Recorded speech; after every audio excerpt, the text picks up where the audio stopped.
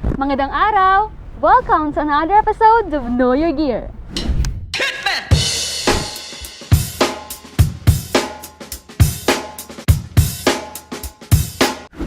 For today's episode is a bit different. Wanna know why? As you have noticed in our previous episodes, we are showcasing only one equipment. But today, we are showcasing two equipments. Are you excited? Ako din! Tara! So guys, I'm with Sir Bon of Premier Heavy Equipment. So, sir, kamusta ka? Okay lang po, ma'am. Ikaw, ma'am, musta ka? Okay ra kayo, sir. So guys, meron tayong bagong operator for today's episode. Siguradong marami tayong matutunan ngayon kay Sir Bon. So sir, pwede mo bang sabihin sa amin kung ano-ano ang mga equipment na ito? Itong dalawang equipment natin ngayon is ang ating pneumatic roller, SPR160, at saka ang ating tandem roller na STR100. Ito po ang STR160C and ang STR100C. Yes. Okay. So sir, pwede mo bang sabihin sa amin ang mga basic specs nila? So dito muna tayo kay SPR160C. So ito ang ating hydraulic driven pneumatic roller, SPR160 from Sany. Meron itong 4-cylinder na 𝐏𝐬𝐿𝐾 engine na may output power of 93 kilowatts. Meron itong compaction width na 2 meters at saka may steering angle itong 30 degrees at kaya nitong umakyat up to 30 degrees gradability.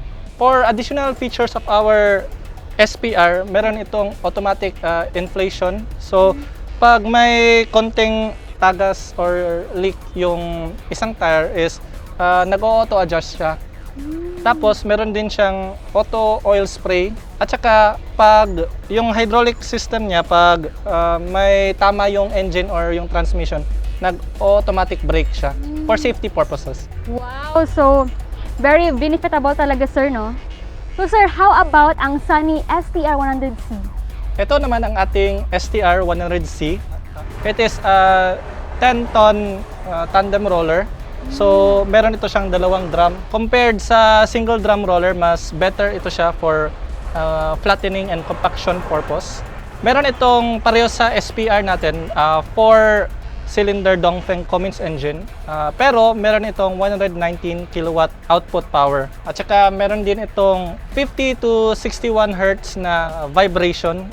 At saka yung amplitude ng kanyang vibration is nasa 0.7 millimeters. So, they both have different features, sir. Yes, ma'am. So, sir, bakit kailangan or necessary na magkasama sila sa mga projects? These two equipments is a part of a set. Sila yung naglalatag ng asphalt sa ating mga roads. So, sabay ito sila na binibenta yung asphalt paver namin. Itong next is yung STR. Siya yung nagpa-follow sa asphalt paver kasi siya yung nagpa-flatten nung iniluluwa ng asphalt paver. So after flattening the asphalt, ito namang pneumatic roller yung nagbibigay ng equal pressure sa asphalt para uniform yung kanyang flattening.